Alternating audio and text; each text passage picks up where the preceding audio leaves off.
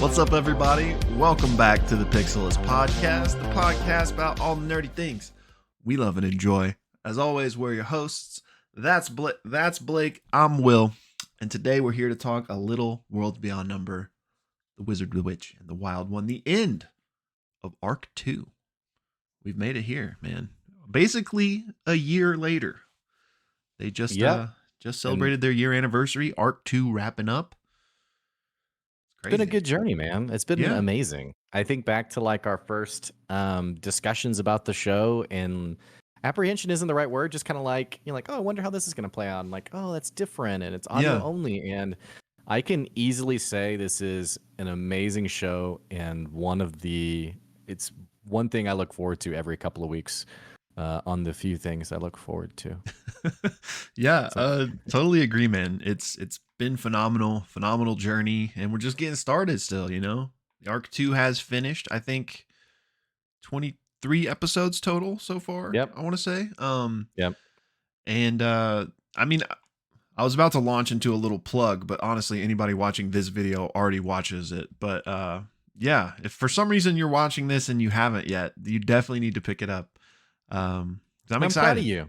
I'm proud of you because you usually rep, the villain arc. Whoever's the baddie, you're kind of like, hey, check it out. And this is anything but. This is a great show, and you guys definitely should check it out. Yeah, absolutely, man. And it should just be the beginning, by all metrics, seemingly. They plan to play this campaign for years, so we're, I guess, kind of getting ahead of ourselves. Not that we can't talk about this, but before we just dive straight into that, a couple quick announcements. Critical Role, I think, is back tonight after a little bit of a break for Candela, usual end of the month thing.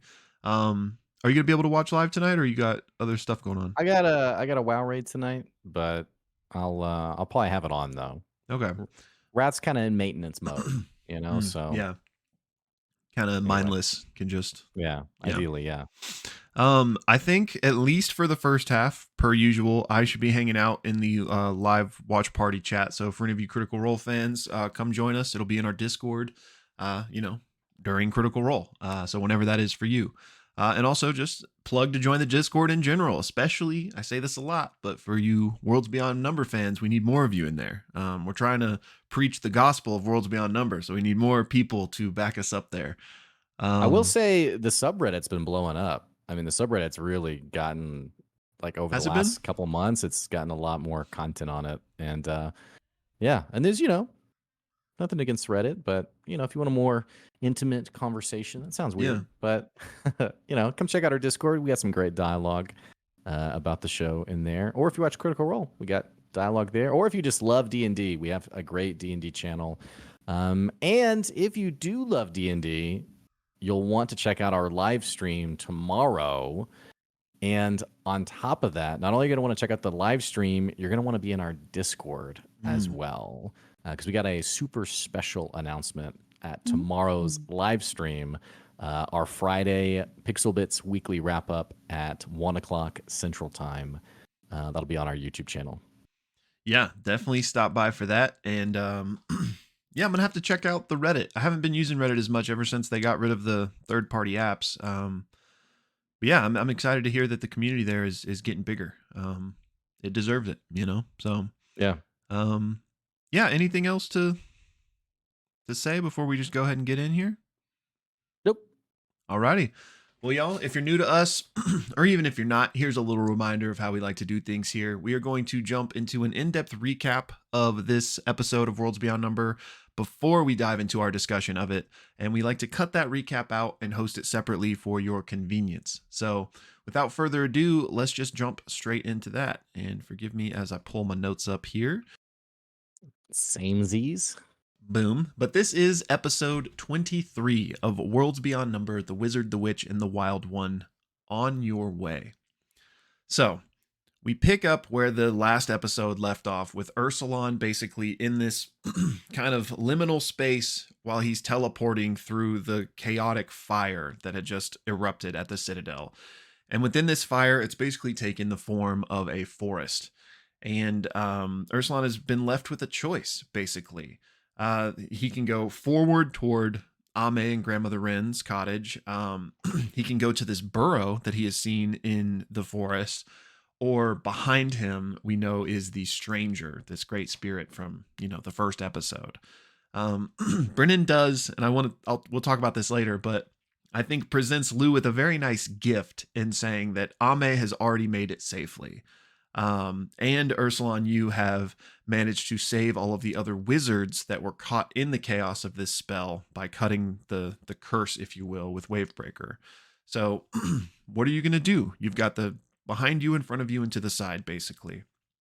And what are you going to do? And before Lou can make a choice, he can basically hear this man in black behind him walking closer. And Ursulon is like, hey, what should I call you? You have many names. And the man in black says, what do you want to call me? Like, what do I seem like to you? And Ursulon doesn't turn around, but he says, the man in black is my favorite.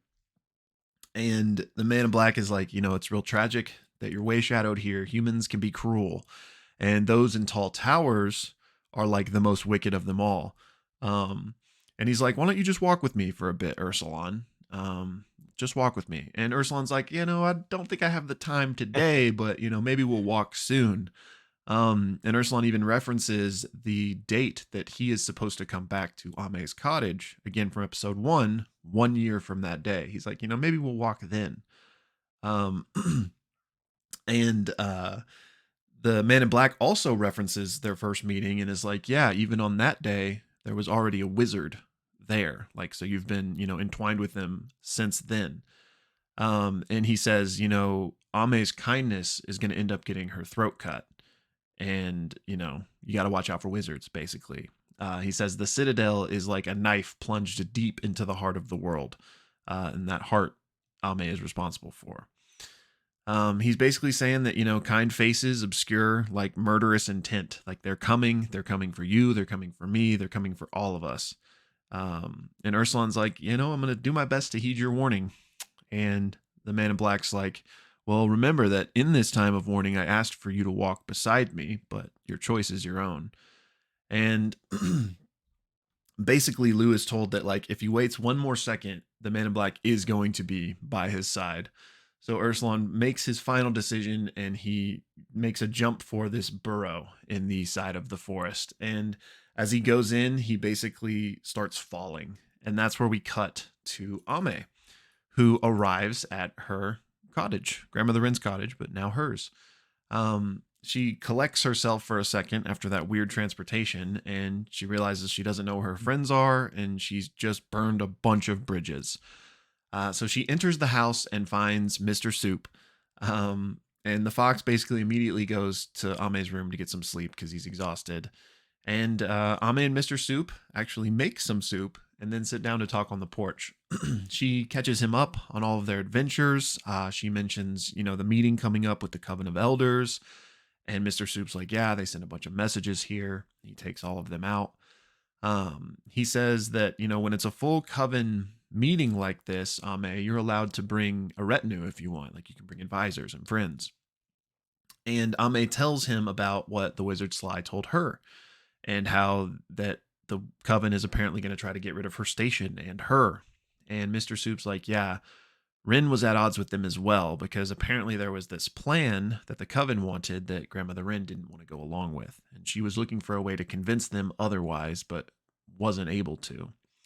It's at this point that Lohan the baker strolls up. He's having some problems with arthritis, or one of his cows or somebody is having a problem with arthritis. Maybe his wife. Do you remember? Cow, wife, whatever. Yeah, same difference. It's important. So, as the Witch of Toma, she helps Lohan out, goes and, makes him an ointment or a salve of some sort. And also tells him like, hey, I'm actually going to be leaving again. So if you could let everybody in the town know that, I'm not actually back. And Lohan's like, oh, okay. And Mr. Soup's like, yeah, Ame, collect your things. Just let me know when you're leaving and I can watch over the place again. So Ame then goes searching through the house, going through Grandmother Rin's things to see if she can find anything to help her with this mission. And she's especially curious about this space beneath the rug in the living room.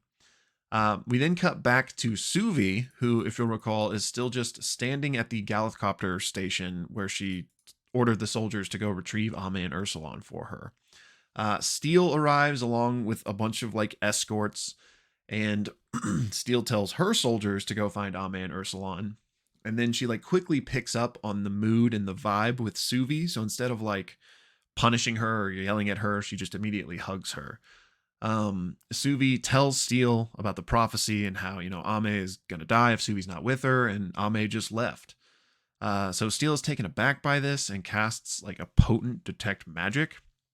And through that, I guess, can see that, Suvi even tried to grab Ame, which was that big moment from an episode or two ago.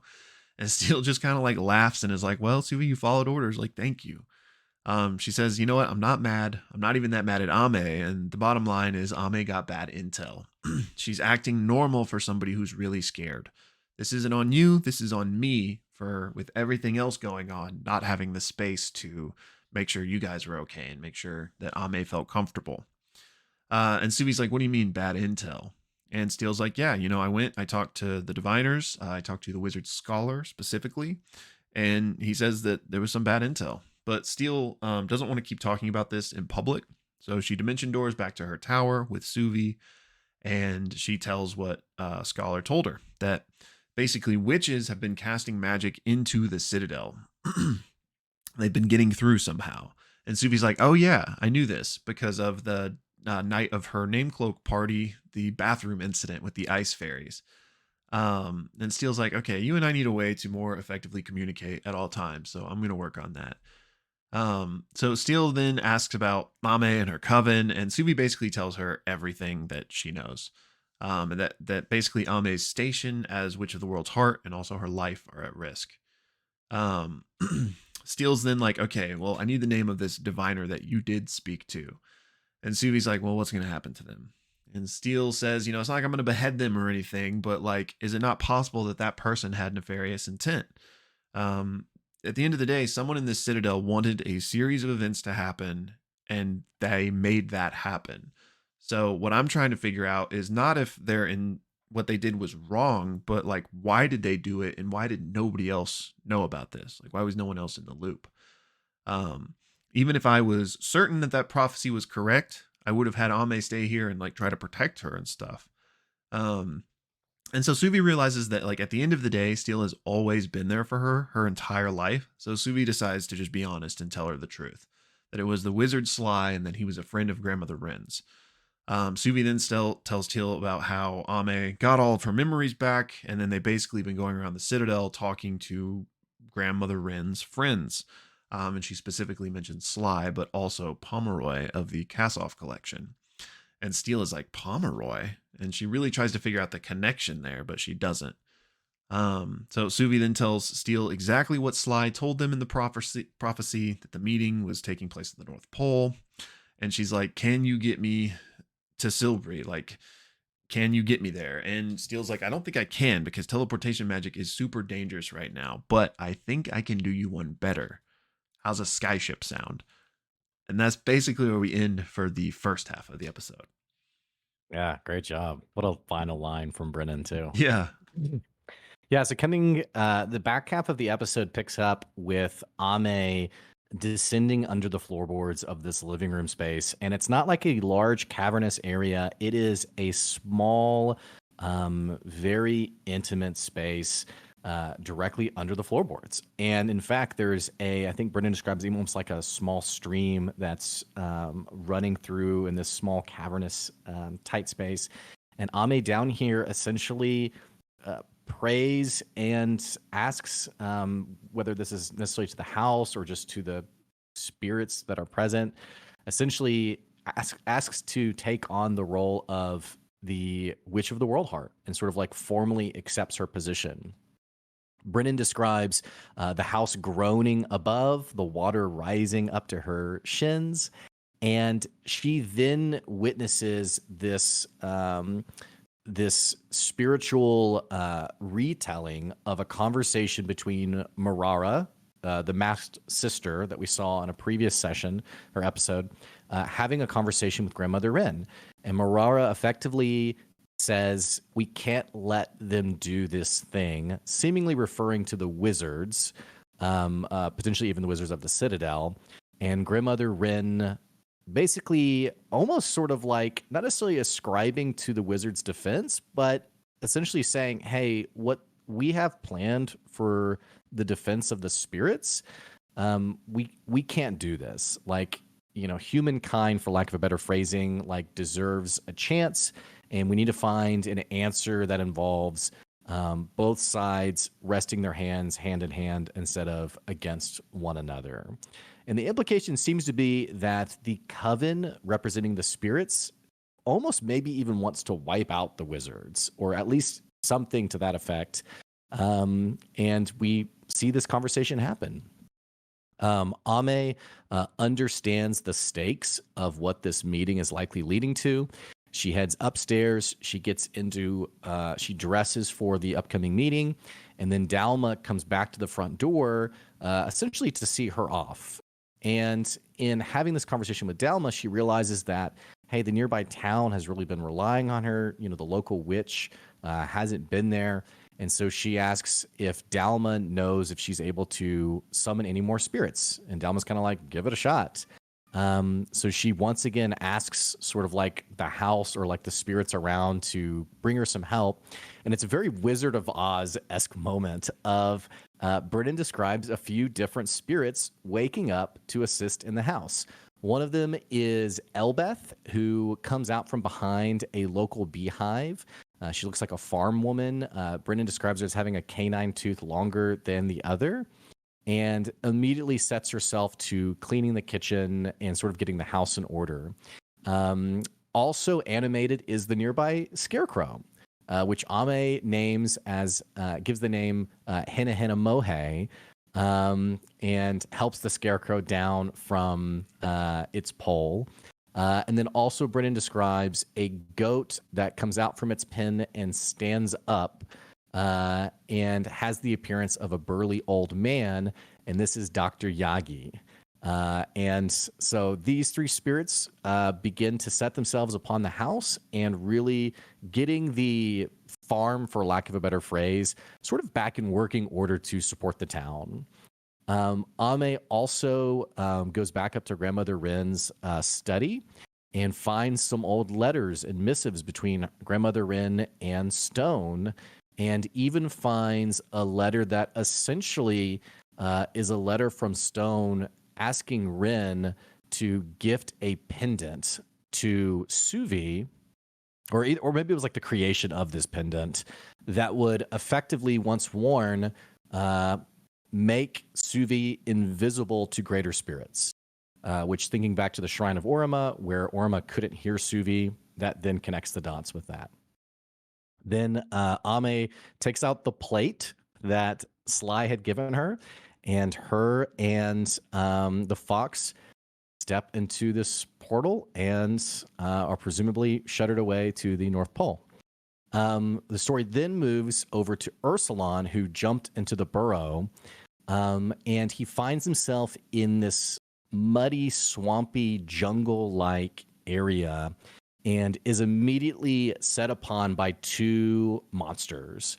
Brennan describes him as like a combination of like feline and baboon. He chops the head off of one of them. The other one attacks him and pounces on him and begins to pull the citadel lapel off of his tunic. And I think like once it's on the ground, begins like smashing it even. And Ursulon realizes that they aren't necessarily hostile. They hate the citadel. And so he identifies, he says, and actually remembers, I don't know what the language Brennan calls it, but like basically his spirit tongue actually says it in the spirit language of like, I'm not with the citadel. The baboon cat creature calms down and essentially offers to lead him somewhere, and scurries off. And it's also as Ursulon's kind of getting his feel for the area that he sees far on the horizon, this sort of lush jungle being basically firebombed by a number of skyships that have sort of filled the horizon with this massive roaring flame. And the implication is, I think that the Citadel is firebombing where he is, which I believe is revealed to be Gauthmai. He follows the baboon creature to basically this massive tree house, this like house built out of this massive tree. And there are two kids playing who are immediately stunned to see Ursulon. Brennan describes him as actually looking a little bit like Suvi. Very interesting detail.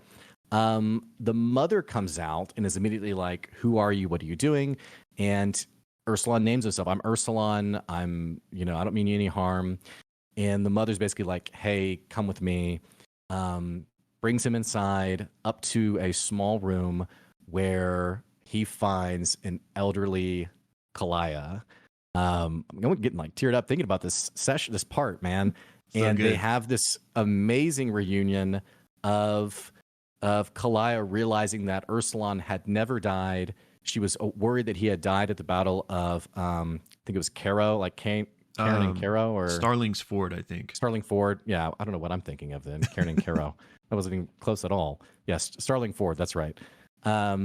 In realizing there's this great line where she says, it wasn't that I was too late. I was just early. You were the one who was late. And they have just a very sweet reunion. She mentions that these are her kid and her grandkids, and that she married a human and had kids, and they're divorced now, or ex-husband, or she says something to that effect, and offers basically to get Ursulon where he needs to go. She offers to show some magic to Ursulon. We cut away from his story and move to Suvi, who's on her airship, drastically approaching the North Pole, and winds are blistering, and Suvi is focused and freaking ready to rock as the ship continues north. And that is where arc number 2 comes to a close. This amazing story. And if you've watched just our recap, you have some comments, or you want to see our full discussion, make sure you click the link in the episode description for that.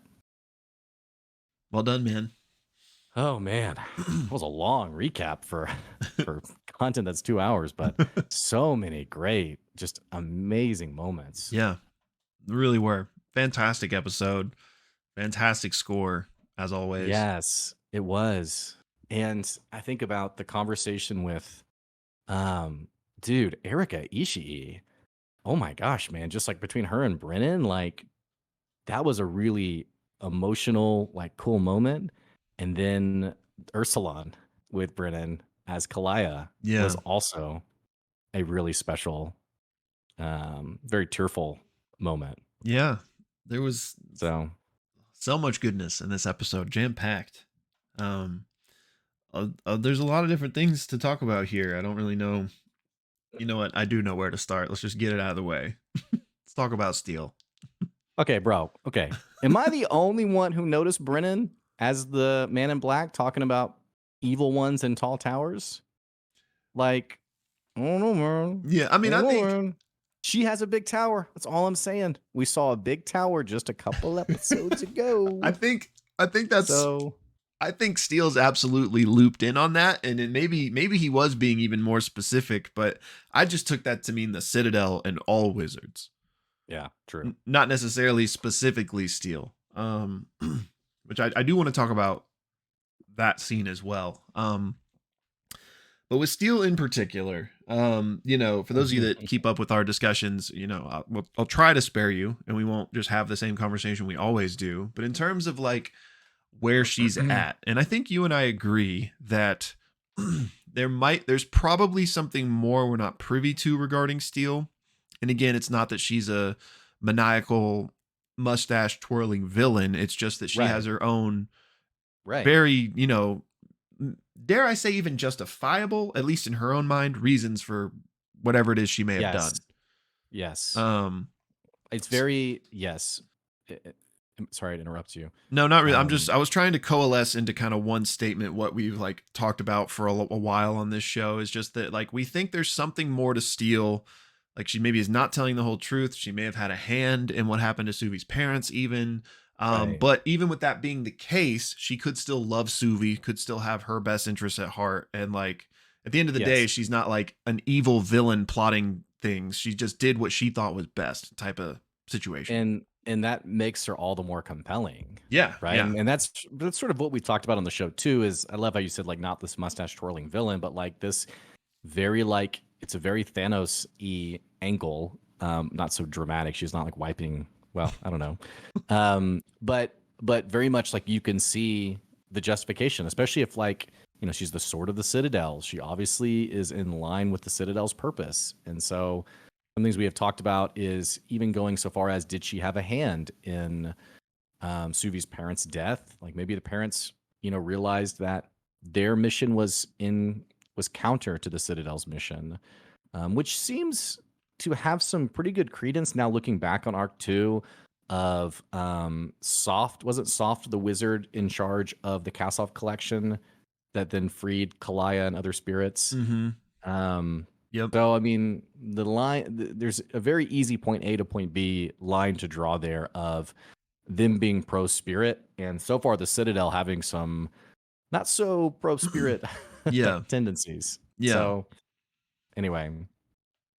Yeah, totally with you. And plus, it definitely seems like, again, not to necessarily jump ahead, but dating to what the Man in Black told us, dating to what Grandmother Rin was arguing about with her coven, it definitely feels kind of like the main tension point of this campaign or this world is this wizards versus spirits type of dynamic, right? So Yeah. it totally could be that Soft and Stone kind of were falling more to the anti-Citadel side of things, and maybe Steel, you know, wasn't. But so yeah, just given that discussion we've had about Steel a lot in light of stuff that happened this episode, she once again was, you know, super understanding, super caring, is seemingly doing everything she can to help Suvi, which in a way helps Ame, if not directly helps Ame. And I still think that for the most part is pure and not like shrouded. I don't know. Malintent, but I don't know. Yeah. There's been some really good chatter on Reddit. I'll give one to Reddit, which is typically a pretty toxic cesspool. There's some pretty good chatter about this conversation exactly. And the way that I've interpreted it, and I think even some people in our Discord have said some similar things. Maybe Erika said something similar. But it's very interesting, the learning more about Steel and Rin's relationship. We got some detail in this episode. I think it was as Suvi was explaining Ame's station, there was like a light bulb moment for Steel of realizing like, oh, like Grandmother Rin was a more serious person than I realized. And then also if you go back to the episode with Moro, when they first met Moro in that town, I can't think of what it's called. Port Talon? Port Talon, yeah. There's a thing where they're talking about Grandmother Rin, and Brennan asked for like an insight check. And basically the conversation where it went to was Brennan said, hey, they seem to think Grandmother Rin was like a nobody, but you know she was a big deal, and you don't know which one of you is right, for lack of a better phrase. Right, yeah. Well, now we got more context to that of like Steel seemingly like genuinely felt like she's a local witch. Yeah.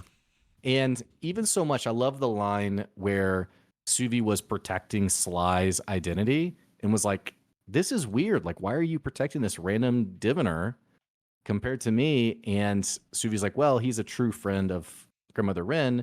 And I love how Brendan delivered this line when he said, but I'm a true friend. Yeah. And like that kind of awareness was just a really cool, it was a cool little moment. Yeah. I mean, I definitely think you could call her and Rin friends, but clearly not like really not a true friend, because a true friend would have known Grandmother Rin's true station, you know, to the point of what you're talking about. So it's interesting. I don't know if we can just full on say that, you know, maybe they just didn't interact enough. Maybe they just weren't friends, but it might be that Rin didn't trust her. Like, I think that's fair. I mean, think about all the instructions she gave Ame. it's weird how with all the instructions she gave Ami, it's kind of like the death instructions, like, hey, here's all the people you need to know, what have you, the memory she got back. Yeah. It's weird that Steel was not anywhere in that. Right. That was like, there wasn't even like and if you forget anything, you can always ask Steel. Like, Steel's literally not even mentioned. Right. Grandmother Rin sent her to a bunch of strangers around the Citadel without even mentioning the most obvious connection, that being Steel. Yeah. So I think that's very telling. Yeah, agreed. Now, totally agreed. But I guess would say is that it's not necessarily a condemnation. It's just she wasn't one of the people she trusted. Because I would say on the other hand, there probably would have been a warning if Grandmother Rin did feel some type of strong enough way about it. But it's certainly interesting just in and of itself that she wasn't on the list, if you will. I think Brennan as the DM can't give the warning, because I think it has to be subtle, in the sense of, if you, as the DM, if you give that kind of warning, players really, I mean, maybe these players wouldn't, but I just know at my tables, like, sometimes you just say something so like without any real intent and people like really jump on it. So I wonder, I agree with you that the character Grandmother Rin wasn't condemning Steel, but I also think there's an intentionality from Brennan of not saying it to make that relationship more ambiguous and to set up a more compelling reveal, conversation, what have you, down the road. Yeah, I can absolutely see that playing a role in that for sure. So yeah, I don't know what else really I have to say on this subject. Is just that I still feel the same way I've felt, about Steel that we've been talking about. But yeah, it was Suvi is wearing her armor at the end, right? Wasn't that like a comment that was made? I don't know if it was her armor. The impression I got was that it was like official armor, but it could have been. Okay.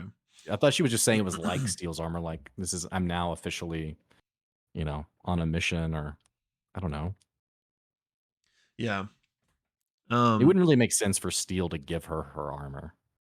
Yeah, I mean, I didn't like go back and re-listen to it, but there was something about like when she was describing how she looked or whatever that Steel's name was mentioned somewhere, and so I just wasn't sure. But yeah, certainly interesting, and it could be that, again, not that she's evil, but that and I do think she wants to help Suvi. I think she loves Suvi. That there could be the extra motive of getting somebody into this witch's coven meeting to let the Citadel know like what's going on over there. But she doesn't explain that part to Suvi. She just presents it as, we'll get you there. Like, you got to help Ame. So yeah, I think that's a brilliant insight. I agree completely. I think remember, Steel, this hasn't really been highlighted too much. Steel is the sword of the Citadel. I take that to mean she is, outside of the Archmages, she is the highest ranking soldier of the Citadel. So obviously has a deeply strategic mindset. Brennan is very much positioning wizards versus spirits. I think you're spot on. I think she had a light bulb moment about like, wow, Grandmother Rin's a really big deal. Now there's a bunch of these witches that are now meeting together for it's like an annual meeting. Seems pretty important. The witches have been scrying on the wizards, which I think there is kind of like a Age of Arcanum-esque theme of ego with the Citadel too, and like grandiose whatever of like, I almost feel like there's this little bit of like, they scried on our Citadel. Yeah. And very much this like strategic value of, let's go ourselves, let's check this out. But all that masked, again, not like in a super evil way, but just definitely like a, like, yeah, we'll get you there. I got you covered. Yeah. So I'm with you. Yeah. Have a few laughs. Come out to the coast. So I listened to the fireside chat for this episode that came out yesterday, the day before, and I might bring up a couple of things from that as we go. But while we're parked here for a second, they did give us a little bit of a timeline update that they are finishing recording the end of the third arc right now. So it seems like they're kind of an arc ahead at all times. Yeah, okay. And so, not that you can read anything into that, but obviously they have a whole lot of knowledge from however many episodes that hasn't occurred yet, right? And they were talking about this steel thing and mustache twirling villains, like that's they didn't say like they really didn't like imply anything at all, but they had this same conversation that we're having basically. And even in arc 3, like if this was a longer play with steel, I don't think that would be like revealed yet even. But I just did think it was interesting that this whole conversation was being had, and it made me wonder like, okay, interesting. Yeah. And I need to get on that Patreon. I mean, it's $5. And on top of that, I mean, you're whenever you hear my kid yelling in the background, naturally. But I totally lost my train of thought because my kid was yelling. Patreon. Oh, yeah. I mean, you're gonna spend like $15 at Taco Bell. So, Patreon, Yeah. $5 Patreon is actually a pretty nice deal. So Yeah, and like we should do a Patreon. What am I saying? we maybe should. No. But I mean, not that I'm trying to like take money out of their pockets, but you can obviously use mine. Like we're subscribed to their Patreon as like the Pixelists. So true. I think they'd be cool with that. But also if you want to also support them, then Brennan does like capitalism, so maybe I'll. True. That was a joke. He doesn't. But also, yeah. What else? Yeah, in the well, as far as I might need to pull up. I think I wrote some notes, but I was just gonna say, unrelated to that, but related to the Patreon. At some point, you gotta check out the Children's Adventure. I gotta go back to that for yeah, sure. because it really is. And for anybody else out there that maybe isn't part of the Patreon or just hasn't gotten a chance to listen to it yet, especially now during this break, we've got a month-ish or so before Arc 3 picks back up. Could be the perfect time to dive in. April 9th. Okay, yeah, so just a little over a month. Yeah, why not bide your time with the Children's Adventure? It's really good. I mean, it's basically the exact same thing in terms of quality and the same characters. Really interesting to see. Kind of some of the reasons for why the way they are.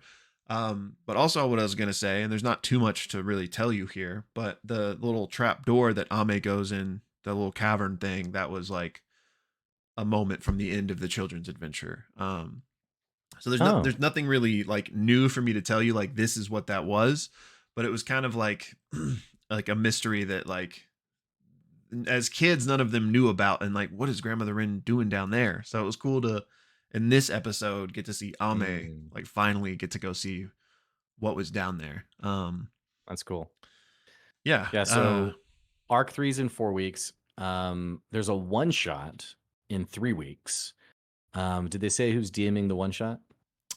I just haven't like seen any of that, so they might have, but I don't know. I don't know if they said it in the fireside chat. So if they did, I forgot. They probably did. Well, let's get back to the episode. Yeah. We've talked about Steel. I thought just because it's not really don't have to spend much time there, but I thought it was really interesting, like how like a great diviner is right 51% of the time, and there's this just interesting like now she knows about Sly, which if Sly's as good as he says he is, he would know that Steel would eventually know about him. Yeah. But also, what was the name of the other wizard? That Scholar. Yeah. Which she never told us what they actually said. Right. Exactly. Just that Ame got bad intel. Right. I thought that was pretty interesting. Yeah. And interesting that we, ironically enough, in trying to prove Sly wrong, kind of proved him right by saying they're not going to let you go. And Steel said, like, hey, we would have kept Ame here, would have kept Ame safe. So it's a little bit funny how that played out. So yeah, I was gonna say that, and I don't want to rehash the Steel side of things, but are you lending any credence to what she's saying? Like, do you think at all Sly could be, not that he lied, but that like he's manipulating them for his own goals, and maybe those goals are honorable for all we know. But I mean, his name is Sly, which is true, kind of interesting. And the implication of his character had been that he, in order to finance, him operating out of his office, whatever, that he has had to sort of like bend the truth on like what he's been doing. Right. I don't think he is, because of how Grandmother Wren described him as a true friend. However, I think the groundwork is definitely there for him to be a very nefarious, malevolent, or if nothing else, just a lying character. Yeah. I think it's always fun as a DM when your players, like, it's just very easy to mislead players in the sense of like, you bring on like a very wholesome character and they're like, we trust you immediately. And it's like, okay. And then on the flip side, you have like a very normal character and they're like, this is the BBEG. And you're like, it's a lady baking bread, man. Yeah. So I don't know. Yeah. I'm interested. I don't think he's malevolent, but I do think that, especially given the nature of his office, that like he sees these catastrophic events, right? And it's like, if he does everything right, nobody even knows because it never happened, right? So the fact that he's a friend of Grandmother Wren's makes me less think this. And obviously just the nature of the story, I don't think, the main characters are gonna die. I mean, they obviously could, but I don't think that's like the way this, like this, they're not being pointed toward a TPK. But if there was some catastrophic event that was ultimately caused by Ame or Suvi or whatever, like, it might be in Sly's best interest to get them killed, like, in order to prevent this catastrophe. Unfortunately, I gotta point you guys the wrong way type of situation, which would mean like he was, kind of doing like a bad thing, but it was for a good reason type of thing. Yeah. So, it's kind of, not Dr. Manhattan. What's the dude's name in The Watchmen? Oh yeah. Ozymandias. Yeah. Yeah. I could see something like that. Yeah. So kind of like that. For sure. Yeah. I like that theory. Yeah. I'm not saying that like I'm shipping that, but I just think that's possible. Yeah. Okay. But yeah, so we good to scooch? Yeah. So to the stranger, the man in black. And kind of just maybe to throw this in there as well, just, he was harping on the wizards. I think it's really fair to say that that's the conflict between the Coven and Wren was. And I think maybe with the Coven and Wren, and maybe even the Man in Black as well, like they're painting the wizards, but I think it's really all of humanity.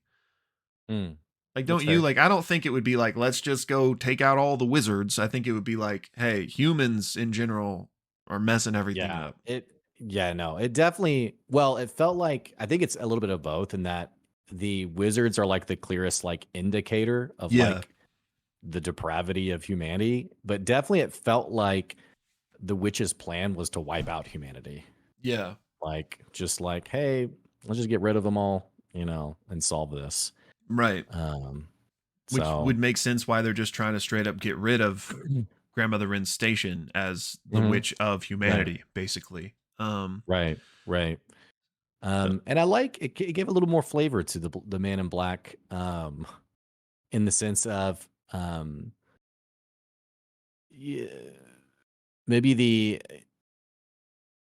it helped me see him a little bit more fleshed out as not like this like canonically evil spirit, but maybe a spirit whose method or ideal plan would be wiping out humanity.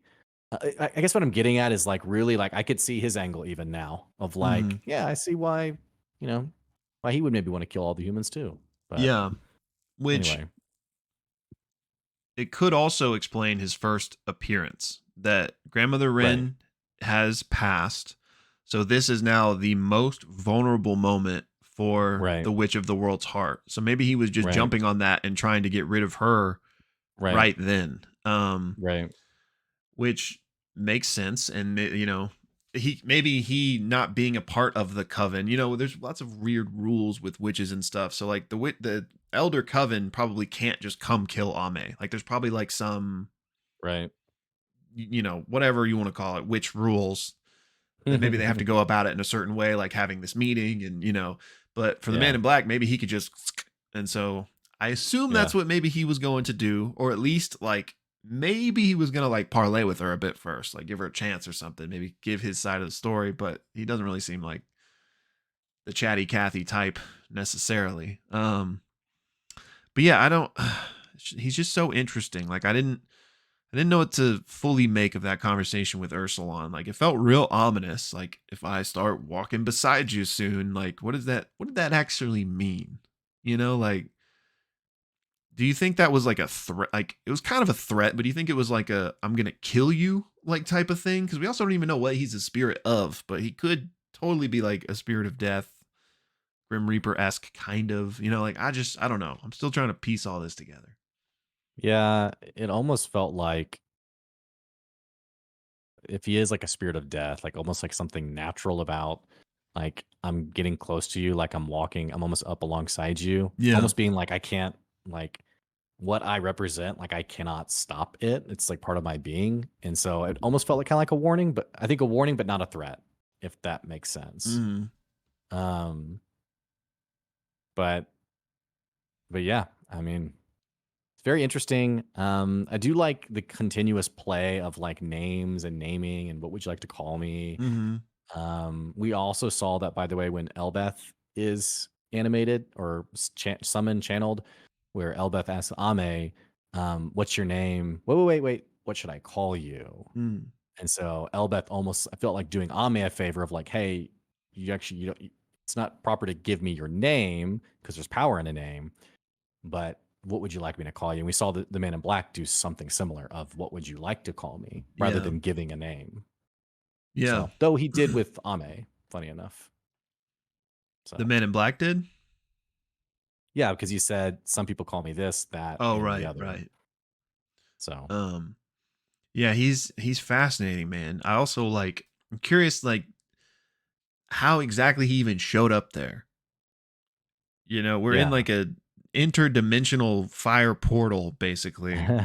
Um, you know, not that it needs to be examined under a microscope to like mechanically figure it out, but I think it just speaks to his like power, right? That he could just show up there. And so was there some implication that like we talked about this last time, but you know, he almost made it seem like he was seeing Ursula for the first time, but that clearly isn't the case because there was at least the, or was he there at the cabin in the first episode, or was Ursula He not wasn't. there? He wasn't He there. wasn't there. Okay, so But yeah, so is there this but he implication that I think it like, was the implication that it's like, "Oh, you're my great nephew," or like, "Oh, you're the," because he thinks like you're the son of the great bear or yeah, whatever. But it's almost like "Oh, I've never noticed you before, but this is very interesting. I maybe should have noticed you," yeah, which that in and of itself was also fairly which ominous I wonder why too. that was. Like, I wonder if it's because he's way shadowed. Like maybe that makes him slightly less on the radar, if you will. Right. Um, but speaking on the radar, this is something that was mentioned in the fireside chat that I didn't even pick up on, but it certainly fascinated me now. Um, Speaking to the sapphire that was mentioned a few episodes from Golt, and now we know that that sapphire was used in the pendant that Suvi wears. Right. Um, which one? Interesting to find out that Rin was the one that made that. But Yeah, right. makes sense. Protects her from being seen by great spirits, and also scried on by the Citadel, Mhm. which I want to talk about that point later. But to focus on the great spirits part, we know that's what hid her from Orima, Right. but it did not hide her from the Man in Black. Because he mentioned like there's a witch in that cottage with her. Like he mentioned that to Ursulon. Wizard. Yeah, sorry, wizard. Um, which I Yes. definitely think, Interesting. you know, Hmm. the Man in Black is not akin to Ursulon, meaning like he's too small to be blocked by the pendant. I think that is not the case. I think he's clearly powerful enough to be considered like Orima, and he should be Mhm. blocked. So why wasn't he? Is he like a whole other echelon of power that like can't be blocked, or like just thought that was a really interesting detail. Brennan pointed it out, and I was like, whoa, I didn't even think about that. I wonder if the implications even that like maybe he doesn't represent chaos, maybe he represents death. And wait, sorry, I said that backwards. Maybe he doesn't represent death, maybe he represents chaos. Of like, there's all these rules and like even rules so down to the detail of like you can't sleep in a bed, can't get a bath, all these different like maybe in the same way, like he, if not like a level higher than the other greater spirits, like maybe it's like a side thing of like operates outside the rules, and whatever enchantments worked with Orima don't work on him. Yeah. Because he also seemingly comes and goes as he pleases, both in that liminal space and also the cottage as well. Yeah, I definitely, I think you're right with sidestepping the rules just for whatever that reason may be. Yeah, I mean, even if he is death, maybe the thing is like you can't hide from death. There is no escaping death. So like maybe I don't know. But I guess I just want to know more about him, and I'm trying to think of, we're not even really near a year at all, right? Like it's been a year in real No, life, but it's been like I think it's been a few months, a couple maybe. months. Yeah. Yeah. We're gonna have to So, wait longer. yeah. You said you wanted to then talk about the scrying from the Citadel. Oh yeah. Speaking to our earlier conversation of humanity versus spirits, wizards versus the world of spirits, and potentially where Soft and Stone maybe ended up falling on that side of things. I think it's very interesting that pendant not only protects from gray spirits, but protects from scrying from the Citadel.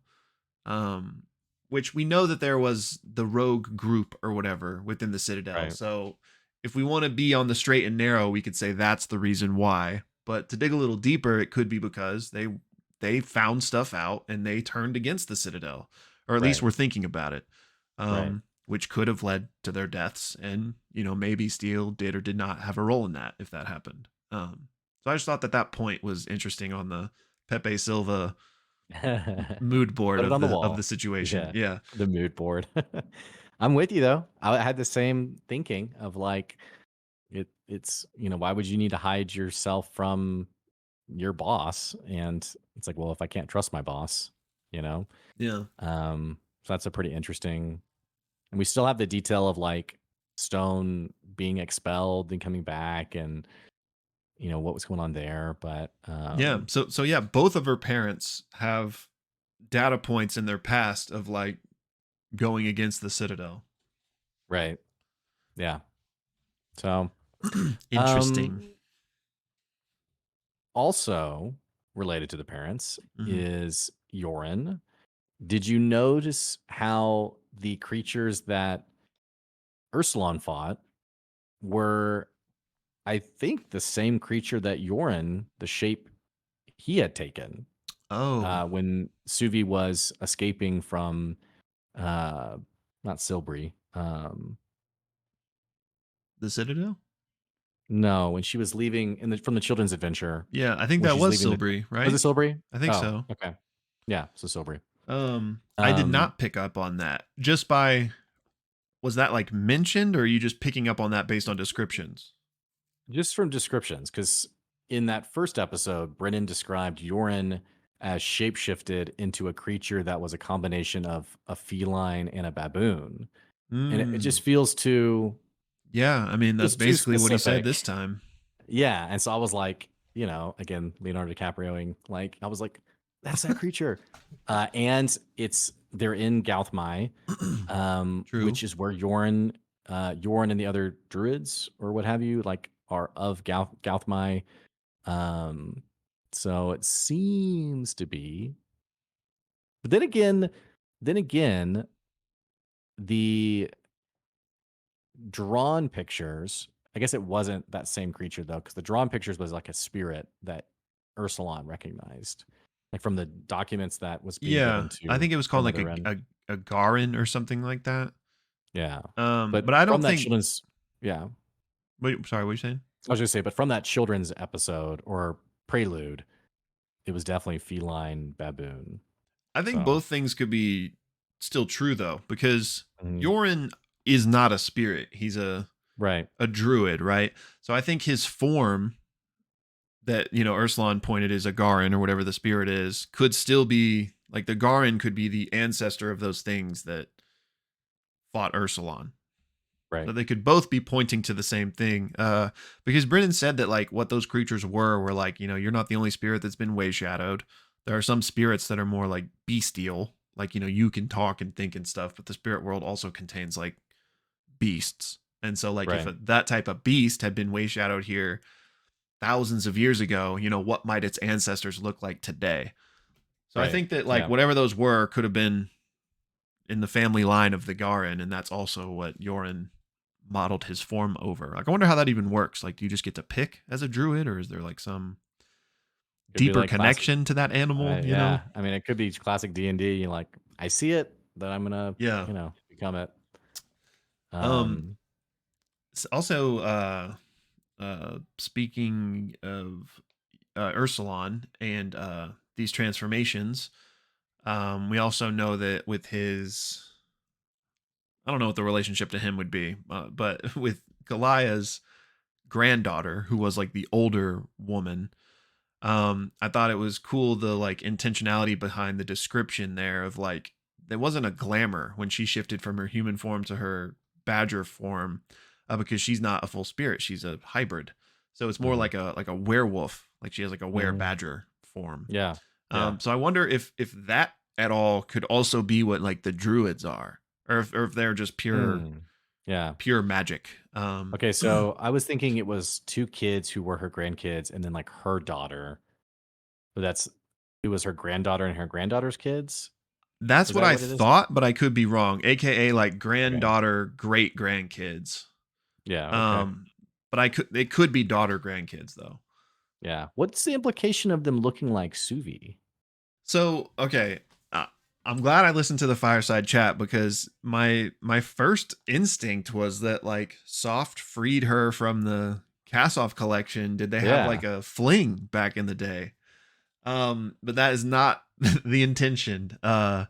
Which it was funny because like Aabria and Erika were like, "You just ruined so many fanfics by telling us that that's not what was happening."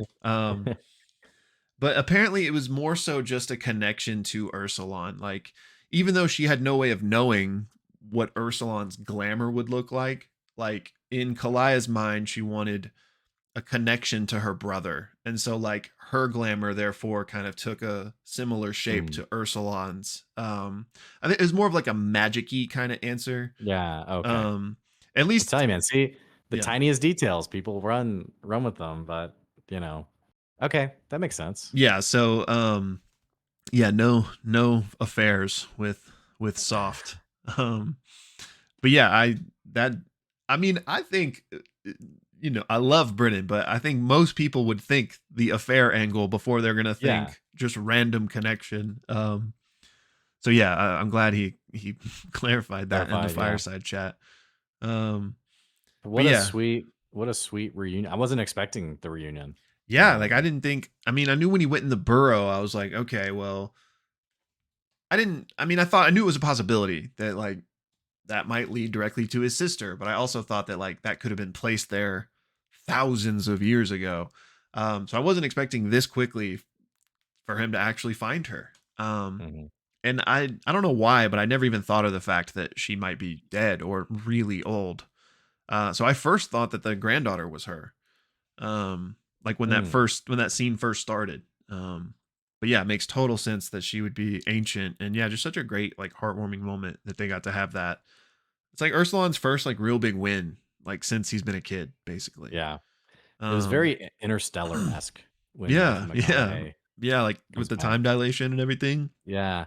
It did make me wonder though, and I'm sure this isn't the case because it would probably cause too much more than it needs to, but I did think it was interesting wondering, okay, she seems really old. Are we still like in our present day? Or has he jumped like 100 years into the future? And I was Oh, like, that's Ursulon. yeah, and I was like, that's probably not what's happening, but did wonder. Cool idea, but I don't think so. I think that would mostly happen with Spirit 2, like from Feywild to Prime Material Plane. Mm-hmm. Yeah, I mean that'd be crazy if it was, because how would you even like reconnect the dots? Or I guess you could. I don't know. Yeah. But regardless, though, there seems to be, and I think Britain, I think I correctly interpreted this, the airships that are like firebombing Oh yeah, the jungle or like the edge, maybe not even the jungle itself, but like on the horizon, which I thought that was an interesting detail too. It almost kind of like feels like Brennan, like we're getting like some really cool dual characteristics of the Citadel of like so much pleasure and like everything you need and like bonbons and whatever, and then like this sort of like ruthless angle yeah. That to was a it, crazy or like moment. affairs of war. Yeah. I actually meant, and I still will, but I haven't yet, meant to go back and re-listen to that part, because like Brendan describes it like like crazily, kind of like just out of Kind of nowhere too. terrifying. Like Yeah. Ursulon gets like disoriented at first, and then again, I didn't go back and re-listen to it, so I might even be misremembering here. But he described like the wall of fire, and then didn't he like describe like wings or something that like quickly disappeared or something? Something. Yeah. So Yeah. like, I mean, clearly it was the Citadel because they firebombed the Gauthmai city or whatever. But part of his description made me wonder if there was like a spirit there. But I don't know if that at all is what he was saying. So I don't want to like go down that path, because that might just be me completely misunderstanding the situation. But if there was, that would be interesting. Like maybe it's a subjugated one from the Kassoff collection or something. But Oh, that's an interesting thought. Yeah. but I was really curious as to what the heck was going on there. But yeah, it was like a scorched earth type of campaign, felt like. Yeah. Yeah. But yeah, so I guess we don't really know enough about the world map to know like where Ursulon is right now compared to everybody else. Yeah. I don't think so. At least I don't. Maybe some of y'all in the comments that, if you've been keeping up with that, could help us paint the picture. But seemingly Kalaya might have a way to help Ursulon get to the North Pole. I thought it was also cool that she's like, I've stolen a bunch of magic stuff throughout my life, and you can have it all. So like, I wonder what kind of cool toys Ursulon might be picking up. Yeah, and Ame leveled up as well. Yeah, so. yeah. So now Ursulon became 3 during the Naram moment, right? Or was that when he became level 2, and that everyone was else 2? Followed suit. Yeah. And okay, so Ame is the first level 3. Right. Okay. Right. Okay, that makes sense. Presumably the others will level up as well. Yeah. Which 3 is a pretty big level for a lot of classes in terms of like getting cool things. Yeah, for a wizard, I mean, assuming this is all 5e, which I haven't seen the witch class, but I think they've revealed that or released that or something. Didn't they? They at least released like a play test version. So Yeah, okay. whatever like they're actually using in the show has probably been iterated upon, but we do have bones at least. So wizards get their subclass and they choose a school of magic. And it could be conjuration, abjurative, divination. It could be anything. There's 7 or 8 of them total, but it could be something totally homebrewed. So it could be really interesting, and it almost feels like Brennan's has already been doing something with Suvi's class that feels a bit homebrewed. Because wasn't there something like she like had a choice or something? Like I don't remember what the details were. You're totally right. It's in my notes. Like I did I wrote down all of it, but it would take me too long to find it right now. But yeah, there's some like special mechanic where she chose 2 things out of like a list of like 10. So yeah, he's definitely homebrewing some stuff. And then for Ursulon as a paladin, he chooses his oath as well. And I think he already chose his fighting style too at level 2. I think he's going sword and board. That makes sense. But yeah, level 3, he chooses his oath, which will determine some spells he gets as well as his channel divinity. Yeah, that'll So be interesting. All the classes opening up, and I am curious about his oath too. Me too. And curious, like, I wouldn't be surprised if Brennan, and I think actually he mentioned this at some point, maybe in a fireside chat, but they're also tweaking things with Paladin probably too. Like, I'm sure they're probably just tweaking everything as they go to suit their needs. Yeah, if there is like a conventional type of oath situation, I'd be interested to see like kind of the RP that plays into that, if any.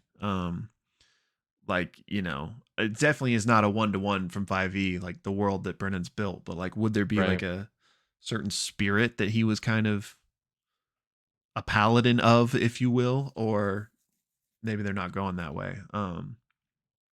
Yeah, it could be Naram, it could be the bear, it could be, or it could be like my friends. I don't know, something 100. Like you might not be one at all. Then, a very Sora Kingdom Hearts, the powers in my friends, So I don't know, but I wonder if, I mean, I guess I guess we'll just see. Like if at the start of Arc 3, he'll be like everyone leveled up, or if we'll get like more in-depth moments similar to Ame with like Ursuline, you leveled up after this moment with your sister type of thing. Right. Right. But just one thing on the sister, we already talked about it. It's a very wholesome moment. But I just love that like her immediate reaction was just overjoyed, and there wasn't even a hint of like, I wasted my life looking for you. You weren't even here, which I think in terms of the human spectrum, a lot of people might have felt that way. So I just thought it was really sweet that instead it was just joy that he was alive, and he was just a little bit late or whatever. Yeah. And very, then very beautiful. two other like just moments that I just really liked, just in terms of like improv. I liked Lou's description of when he was back. I think it was at the very start of the episode, but describing himself, I guess, because he's out of his glamour for the first time, basically, since being at the Citadel, that he said he feels himself take up space again. And I just thought that was like such a poetic way of like, that's just why these people are so good. Like, at a table, you just be like, yeah, I'm not my glamour anymore. I attack, but instead, like, he gives this very beautiful, like, description of that. And then I also really liked, for sure. Yeah. So, no, sorry. And then I love that too. I liked, when Ame first arrived back at Grandmother Rin's, Brennan made a point of saying, like, for the first time ever, you don't hear the rooster crow. I thought that was a really like kind of poignant detail as well. Yeah, and she kind of like took a moment to like lean into her grief. It's really special, man, when players at a table, like I was just at my session last night, we were talking about this after the session of, it's just very special when you stop thinking about what like your class should do. Like good example, like someone who's playing a bard is like, oh, I have to be like this charismatic, witty, here's a song, it's Chris Pine or Scanlan or whatever.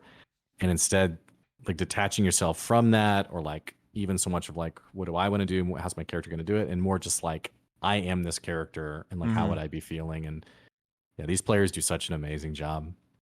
Erika Ishii, I almost feel like didn't get the credit she deserved in Critical Role.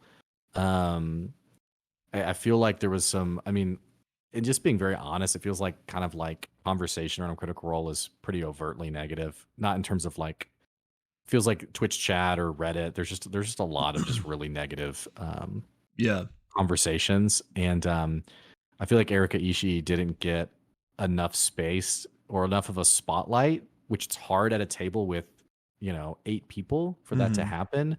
But she is a brilliant player, and her kind of walking through her grief and like embracing her role as the Witch of the World's Heart, and then when she was getting dressed before she left, deeply beautiful. Like I was just so blown away with how incredible she acted out all of those scenes. Yeah.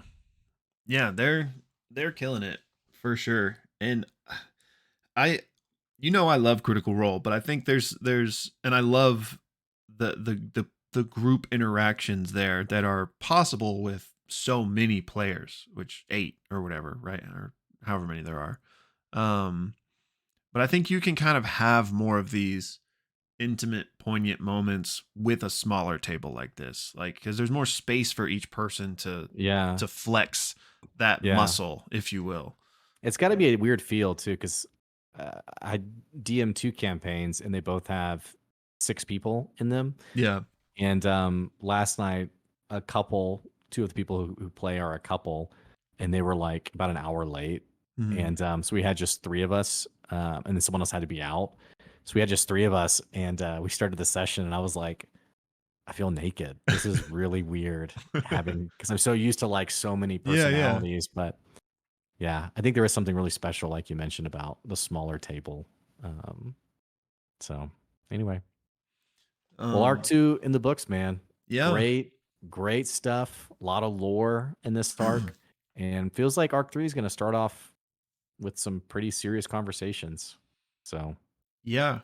I mean, I'm curious, like, I don't think we would skip over.